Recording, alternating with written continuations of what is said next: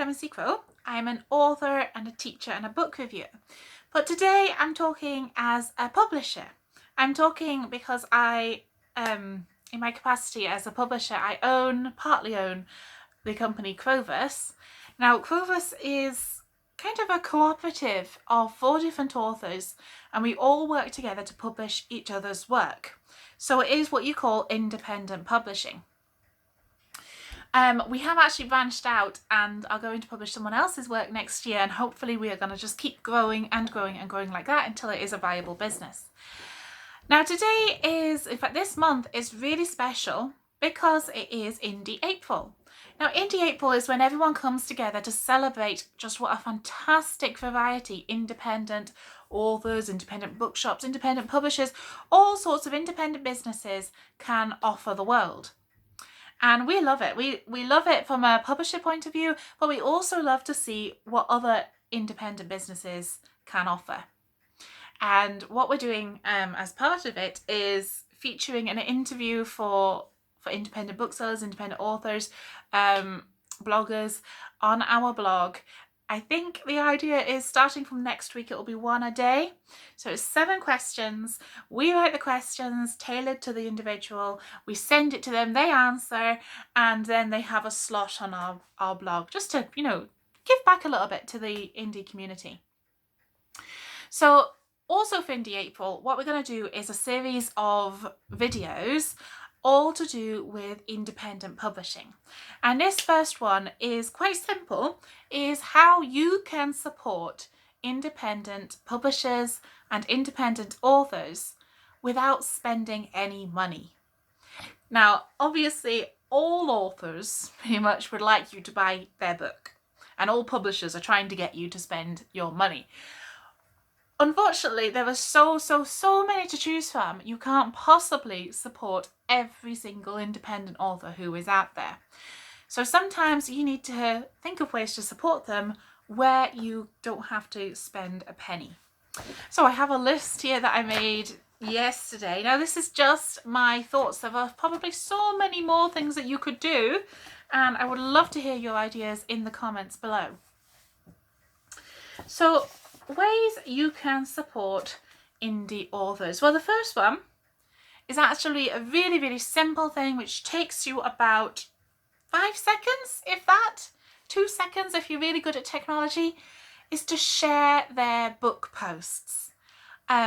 All authors, all publishers use social media to promote their books. Now, you don't have to buy their books, but what would be really handy to them is if you share them onto your page or your account.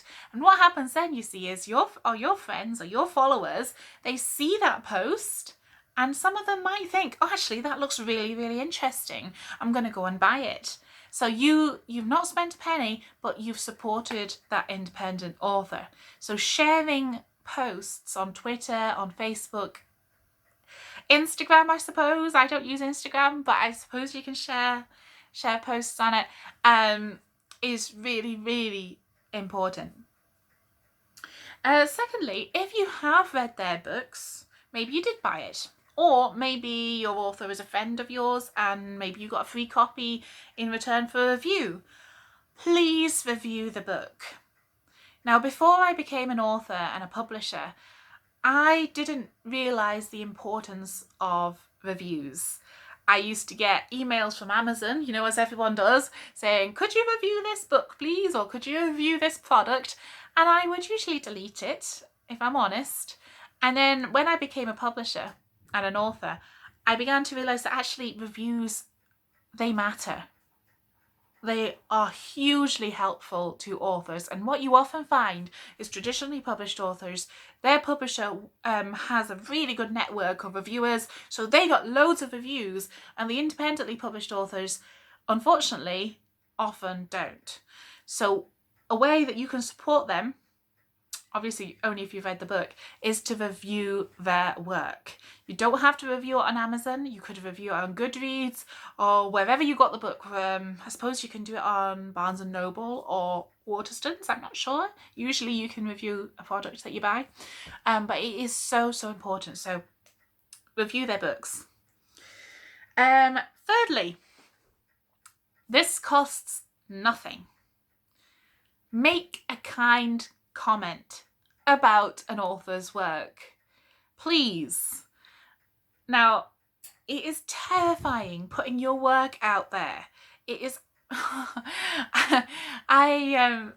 I got really scared last year when I launched my first novel, because it is a part of you, and you always think, oh, maybe it's not very good, maybe I should have used this word instead of that, maybe I haven't developed the characters enough, maybe the plot is interesting to me but it's not interesting to anybody else.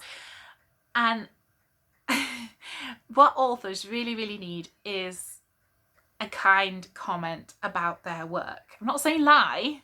There were some ways of getting around making a kind comment about a piece of work that you didn't really like. Don't lie. But it is really important to just support them in that very easy, very quick, but very meaningful way. Especially if you know them. I was very lucky actually with my friends, my colleagues. Some of them did read the book, a lot of them read the book, and they made really nice comments. And I thought, actually, I know this isn't your thing. I know, thinking about one person in particular, they don't like fantasy. Mine's a fantasy book, but they read the book and they were really nice about it. And that meant a lot to me. So be nice, make a kind comment. The fourth thing is be a beta reader. Now, this is something else I didn't really come across until I became a publisher. Now, beta readers are people who read the book before it comes out. So what the author does, they write the book, they edit the book, really important, and then they send it to a group of beta readers, and the beta reader reads it and they criticize it. Constructive criticism. They say, actually, this is really good, but I think that this character doesn't really work well. I think that you need to make him a bit more realistic, and you could do this by giving him a few faults or something like that. They give you advice on how to make your work better. They are really invaluable to an author. It doesn't cost anything for you apart from your time. It takes time to read the book. It takes time to make comments about it. But it is one thing that you can do for an independent author to support them. There are some really good, by the way, there's some really good author tubers out there who explain a little bit more about what a beta reader does and how to do it. And the fifth thing and last thing is to sign up for their newsletter. Now, most authors, not all, but most authors have a newsletter. It is really important for them because it is a way of promoting their work to a group of people who are interested in them. Now, what we do at Crowverse a lot of the time is we promote our work on Twitter. Now, that's fantastic. The writing community on Twitter is fantastic. They're wonderful people and they do support each other.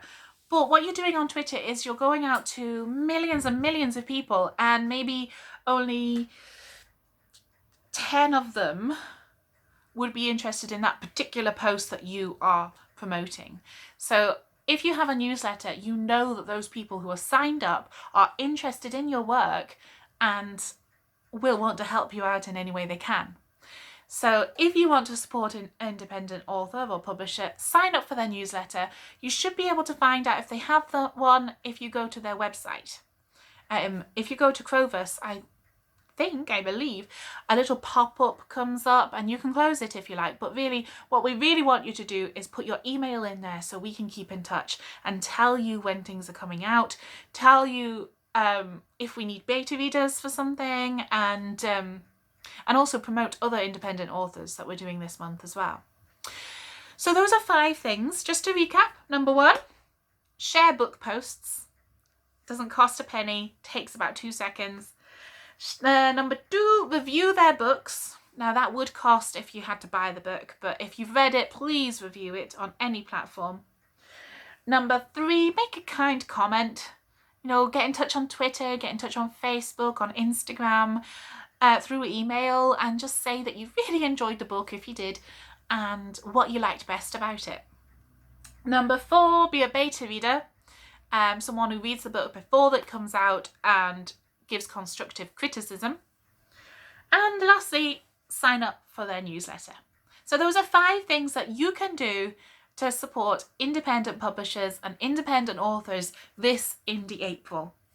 Now we will post another Indie April vlog up next week, and I'm not quite sure what it might be about. It would either be how to sell more books as an independent publisher. So that'll be for people who are wanting to set up their own publishing company, whether it's to publish other people's books or their own as a sort of self-published thing, or why I chose independent publishing over traditional publishing. So those are 2 options, and I will just have to decide. If you've got preference, comment in the box below, and I would love to hear from you. Okay, happy Indie April, and bye for now.